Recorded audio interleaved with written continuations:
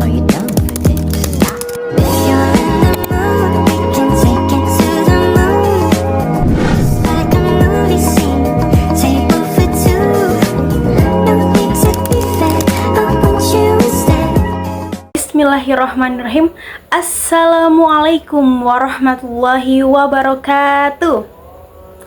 Halo semuanya, apa kabar? Welcome back to my YouTube channel, edisi Learning Journal pertemuan ketiga bersama saya, Laila Fatul Muzahidah dengan NIM 221330047, kelas 6B, mata kuliah MPK Kualitatif. Bagaimana kabarnya teman-teman semua? Semoga kita semua selalu dalam lindungan Allah Subhanahu wa Ta'ala. Tidak terasa ya, puasa kita sudah menginjak hari ke-17. Sudah hampir setengah bulan kita melewati puasa di bulan suci Ramadan. Semoga amal ibadah kita diterima oleh Allah Subhanahu wa Ta'ala. Amin ya robbal alamin. Baik teman-teman, langsung saja ke materi pertemuan minggu lalu yang kebetulan disampaikan oleh saya dan rekan-rekan saya kelompok 1, yakni dengan judul konsep dasar metodologi penelitian ilmu komunikasi dan 7 tradisi ilmu komunikasi. Penasaran kan 7 tradisi komunikasi dan metodologi komunikasi seperti apa? Yuk simak video ini sampai habis. Yang pertama, kita beralih ke pengertian. Apa pengertian dari metodologi? Jadi metodologi menurut Dr. Suryana 2012, metode penelitian atau ilmiah merupakan langkah dalam mendapatkan pengetahuan ilmiah. Atau menurut Sugiono tahun 2012 menyatakan metode penelitian merupakan langkah ilmiah agar memperoleh data dengan tujuan dan manfaat. Nah, sudah jelas kan teman-teman, jadi tujuan untuk meneliti itu agar bermanfaat. Jadi buat apa kita meneliti sesuatu yang kurang penting gitu ya? Karena tujuannya di sini adalah untuk manfaat, gak cuma untuk diri kita sendiri, tapi juga yang pastinya untuk orang banyak. Nah, masih banyak pengertian metodologi menurut para ahli. Kalian bisa cari aja di Google, atau sekarang ada Meta IA. Selanjutnya beralih ke metode penelitian menurut buku Ajar Metode Penelitian Komunikasi karya Yuliana Rahmawati. Jadi yang pertama tuh ada Message of Artifact Oriented Search. Jadi, merupakan penelitian yang meneliti arsip-arsip dokumen yang bertujuan untuk menemukan, mencermati, dan menafsirkan pesan-pesan yang dikomunikasikan di masa lampau. Jadi misalnya ada peninggalan nih dari zaman dulu, misalnya ada pesan-pesan atau ada tulisan, nah itu ditafsirkan lagi. Nah gitu ya, itu masuknya ke Message or Artifact Oriented Search. Yang kedua, ada skala kualitatif. Jadi penelitian ini sering dilakukan untuk menggunakan metode dokumentasi atau studi pustaka. Misalnya kayak sejarah, terus juga kebijakan masyarakat, bagaimana hukum yang bekerja di masyarakat. Selanjutnya ada skala kualitatif, yakni penemuan arsip bisa dilakukan dengan metode analisis data secara sekunder, menafsirkan data yang sudah ada dengan perspektif yang berbeda, dan meta-analisis. Yang keempat, ada People Behavior Oriented Search. People Behavior Oriented Search.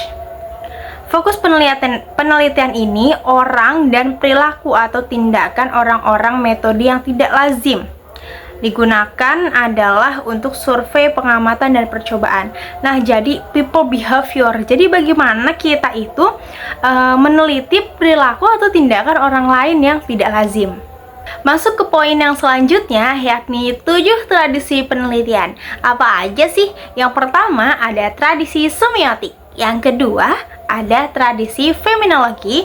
Yang ketiga ada tradisi sibermetika. Yang keempat ada tradisi sosiopsikologis. Yang kelima ada tradisi sosiokultural. Yang keenam ada tradisi kritis. Dan yang terakhir ada tradisi retorika.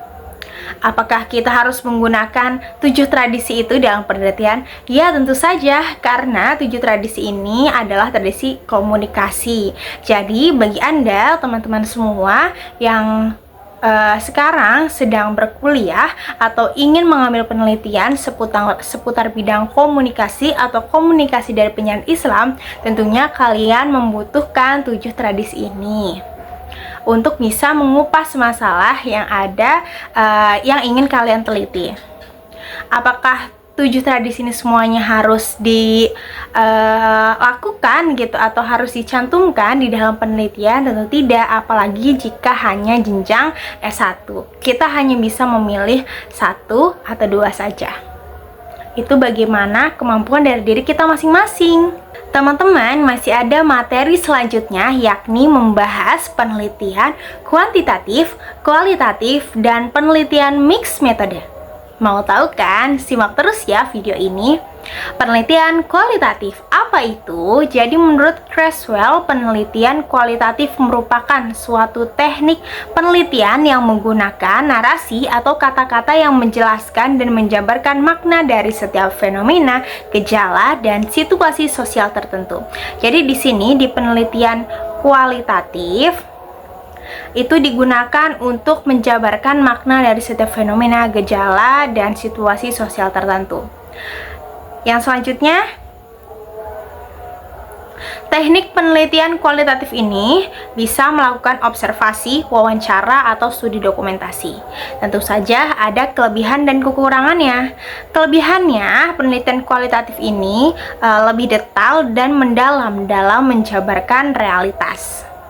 Nah, kekurangannya, penelitian tercermin pada terlalu menekannya pada subjek yang mengurangi objektivitas, desain penelitian terbatas pada lokasi tertentu, analisis beraneka ragam, dan tidak perlu untuk menggeneralisasikan hasil penelitian.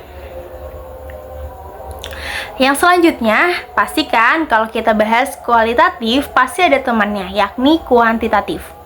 Penelitian kuantitatif menurut Creswell itu upaya dalam penyelidikan masalah, di mana masalah tersebut yang mendasari peneliti mengambil data, menentukan variabel yang kemudian diukur dengan angka agar bisa dilakukan analisa sesuai dengan prosedur statistik yang berlaku.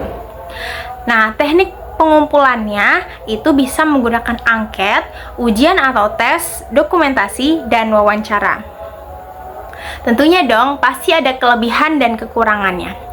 Kelebihannya dapat digunakan untuk menduga lebih akurat, variabel lebih jelas, dan menyederhanakan permasalahan.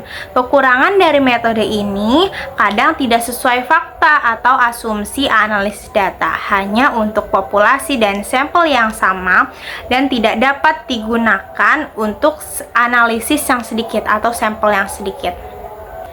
Yang selanjutnya adalah penelitian kombinasi atau mix metode. Jadi metode ini menggabungkan antara metode kualitatif dan metode kuantitatif. Tujuannya agar hasil analisisnya itu lebih komprehensif dibandingkan cuma satu metode.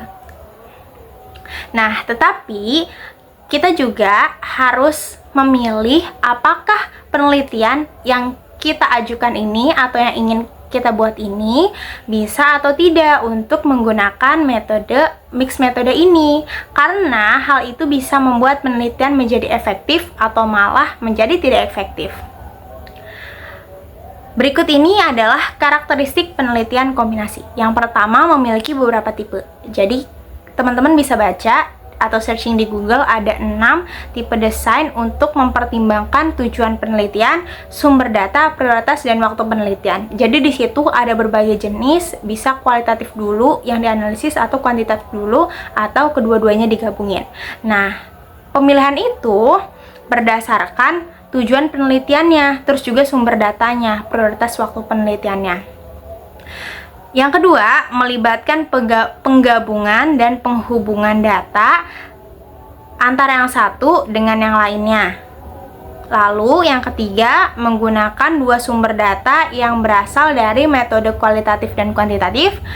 Yang keempat, mendapatkan informasi yang lengkap, yang lebih spesifik dan terperinci. Yang kelima, memberikan perspektif alternatif dalam penelitian yang dilakukan. Apa sih kelebihan dan kekurangan dari penelitian mixed metode? Yang pertama, kelebihannya itu menyediakan berbagai macam jawaban yang lebih akurat karena memiliki dua jenis metode. Tapi kekurangannya, kita perlu membutuhkan waktu yang lebih lama dan biaya yang besar. Perlu juga kehati-hatian dalam menelitinya, perlu ketajaman analisis untuk memadukan dua pendekatan sekaligus. Karena teman-teman, udah pada ngerti belum? Kalau belum ngerti, langsung aja boleh tanya ke dosen Pak Adi ya pada pertemuan selanjutnya. Atau bagi teman-teman online yang belum ngerti, teman-teman bisa searching di Google, bisa cari sumber-sumber dari artikel-artikel yang lain. Semoga ilmu yang aku sampaikan bermanfaat untuk aku dan untuk kita semua. Terima kasih ya telah menonton video ini sampai selesai. Aku pamit undur diri. Sampai ketemu lagi di Learning Journal selanjutnya. Wassalamualaikum warahmatullahi wabarakatuh. Terima kasih.